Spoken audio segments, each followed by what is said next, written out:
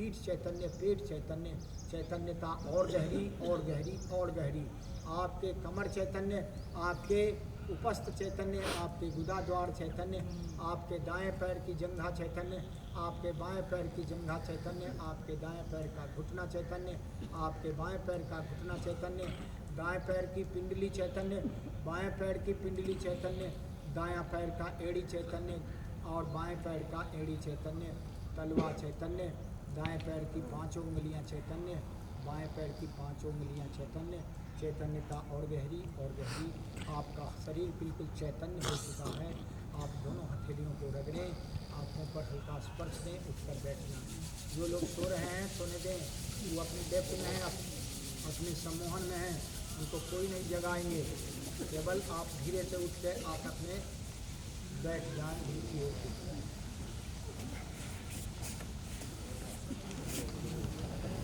तिवारी सो गए।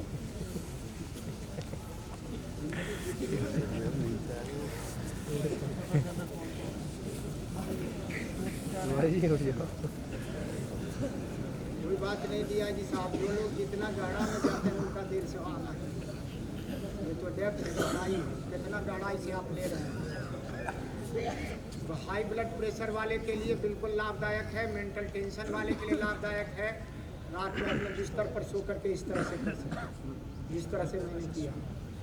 कितने लोगों को अच्छा लगा? बहुत अच्छा अनुभव बताएंगे कोई? कहाँ थे? उड़ रहे थे आसमान में? बिल्कुल।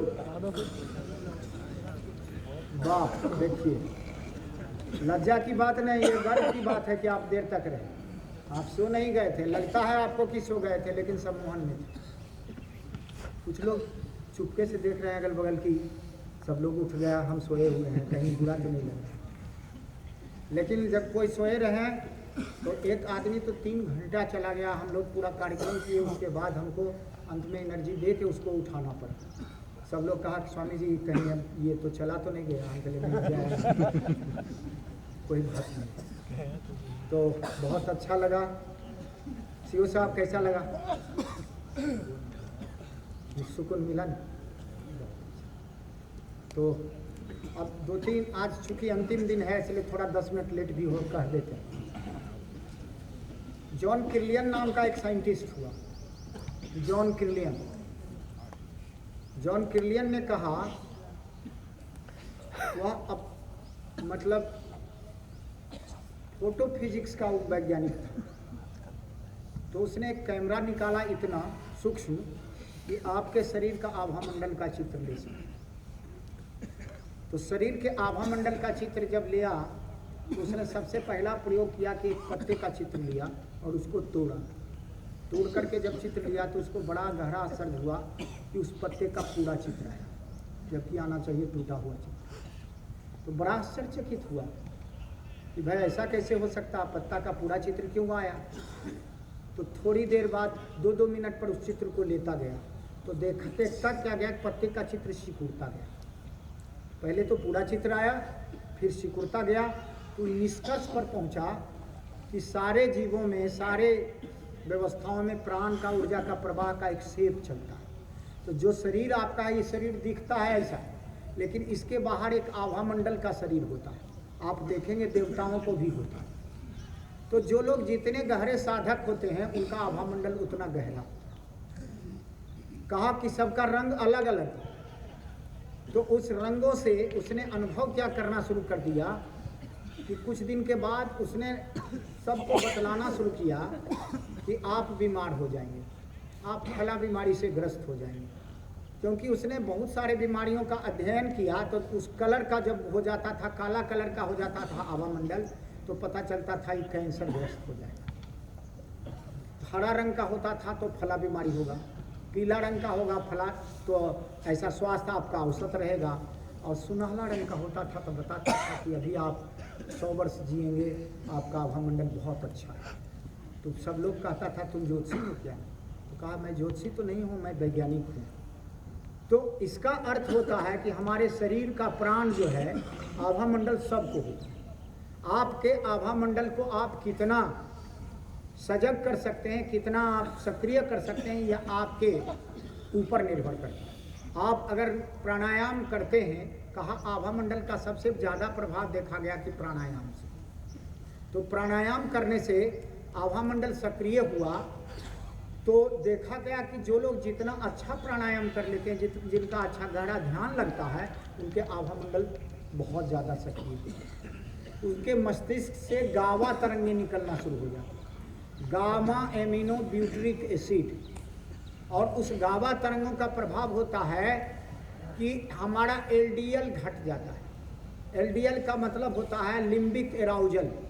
मस्तिष्क से जब घटता है तो हमारा मेंटल टेंशन अपने आप घटता है, और मेंटल टेंशन जब घटता है तो हमारी रोग प्रतिरोधक क्षमता बढ़ती है, और रोग प्रतिरोधक क्षमता बढ़ती है, जैसे ही आभा मंडल बढ़ा रोग प्रतिरोधक क्षमता बढ़ जाती है। तो उतना दूर हम इस कहानी का उदाहरण इसलिए दिया कि अगर रोज़ हम प्राणायाम कराते हैं तो आप सोचते हैं कि स्वामी जी आए हैं करवा के जाएंगे, हमको क्या करना है। लेकिन इसका कॉन्सेप्ट अगर आप समझ लेंगे तो स्वामी जी के जाने के बाद आपकी लालच लगी रहेगी और आप अपने आभा मंडल को तेज करते रहेंगे। तो इसलिए मैंने आपका यह उदाहरण दिया। ऐसा कोई बात नहीं कि जॉन किर्लियन साहब ने प्रयोग कर दिया तो मैंने बहुत बड़ी बात हो गई। हमारे ऋषि मुनि पहले से इस प्रयोग को करके रखे हुए थे, और ऋषि मुनियों ने भाषा भले ही उनकी दूसरी थी, कहने का भाषा अलग था, लेकिन जॉन किर्लियन ने आपकी भाषा में समझाया, और आप लोग चूँकि विज्ञान पढ़ते हैं इसलिए आप समझ में आए। तो अब हम जो आपको 3-4 क्रिया करवाते हैं, इस 3-4 क्रिया से आपके शरीर का आभा मंडल तीव्र होता है, और आभा मंडल जैसे जैसे तीव्र होता है आप रोज करेंगे। उसके बाद फिर कभी जब मौका मिले, आप लगे कि इस कोर्स से हम संतुष्ट हैं, आप में से किसी का जागरण हो, तो आप मेरा नंबर नोट कर लीजिए, और नंबर नोट करके मुझसे कहिए कि हम 1 महीना वहाँ रहना चाहते हैं आश्रम में, लेकिन वहाँ रहने का आपको कंसल्टेशन लगेगा। बिना कंसल्टेशन के 1-2 दिन जाएंगे तो कुछ नहीं, खाइए पीजिए चले आइए, लेकिन कोर्स करना है तो कोर्स करने के लिए कंसल्टेशन लगेगा, और 1 महीना 2 महीना 3 महीने का कोर्स आप कर सकते हैं आश्रम में। वो मैं आपको पढ़ा दूंगा, आपको कर दूंगा। तो आप अगर इस प्रयोग को करेंगे तो बहुत अच्छा है। तो आज आपको मैंने योग निद्रा का प्रयोग कराया, अब प्राणायाम की ओर ले चलते हैं। प्राणायाम में कुछ बातों का ख्याल रखना चाहिए। 3-4 प्राणायाम तो आप रोज करते हैं, लेकिन उससे इतर थोड़ा सा आज बताया। पूरक, कुंभक और रेचक। पूरक कहते हैं सांस लेना, पेट को फुला लिया, ये पूरक कहलाए। फुला करके रोक लिया कुंभ के तरह, घड़ा के तरह, ये कुंभक कहलाए। रेचक नाक से सांस बाहर कर दिया, रेचक कहलाए। तो पूरक, कुंभक, रेचक करने से क्या होता है, तो इंटरनल शक्ति का जागरण होता है, आभा मंडल का जागरण। तो उच्चार आसन को आज के लिए आप लोग तो सब जान ही रहे हैं, इसलिए उसको स्टॉप करते हैं। स्टॉप करते हैं, करवा दें। चलिए, आदेश है डीआईजी साहब का, करवा दीजिए, आप लोग समझ लीजिए। तो पहले 4 कर लें, फिर पूरा कुंभक रेचक करवा दें। 4 करने के लिए पैर को जिस आसन में लग जाए, सिद्धासन या पद्मासन, 2 आसन बड़े उत्तम माने गए। तो जैसे लग जाए लगा लीजिए, नहीं लगे तो सुखासन में बैठ जाए। और जब हम हरि कहेंगे सांस लेंगे, ओम कहेंगे सांस छोड़ेंगे। हरि के साथ सिंबल है कि आप सांस ले रहे हैं, और हरि के साथ आप भावना करेंगे कि भगवान की, कृष्ण की रूप माधुर्य मेरे अंदर जा रहा है। ओम कहेंगे तो भावना करेंगे कि मेरे अंदर का जितना बुरे विचार हैं ब्रह्मांडीय ऊर्जा में तब्दील होता है। हरि बोलेंगे नहीं, केवल सांस लेंगे, पेट फुलाएंगे, ओम छोड़ेंगे, पेट पिचकाएंगे, हरि ओम, हरि ओम, हरि ओम, हरि ओम, हरि ओम, हरि ओम, हरि ओम, हरि ओम, हरि ओम, हरि ओम, हरि ओम, हरि ओम, हरि ओम, हरि ओम, हरि ओम, हरि ओम, हरि ओम, हरि, जोर से सांस, हरि ओम। सांस लेने पर बल, हरि ओम, हरि ओम, हरि ओम, हरि ओम। 1 मिनट करते रहेंगे, हम लाभ बताते चलेंगे। पूरा इसी स्थिति में तेज से थोड़ा करते रहेंगे। ये भस्त्रिका क्रिया है। फेफड़े चौड़े होते हैं, छाती चौड़ी होती है और तपेदिक इत्यादि का रोग नहीं होता। गले की बीमारी चली जाती, फेरिंजाइटिस, लेरिंजाइटिस चली जाती। लीवर और स्प्लीन के रोग ठीक होते। शुगर वगैरह वाले के लिए बहुत लाभदायक है। मेंटल टेंशन वाले के लिए लाभदायक है। और स्ट्रेस, डिस्ट्रेस, कल दो चीज़ दोनों स्थिति में भी।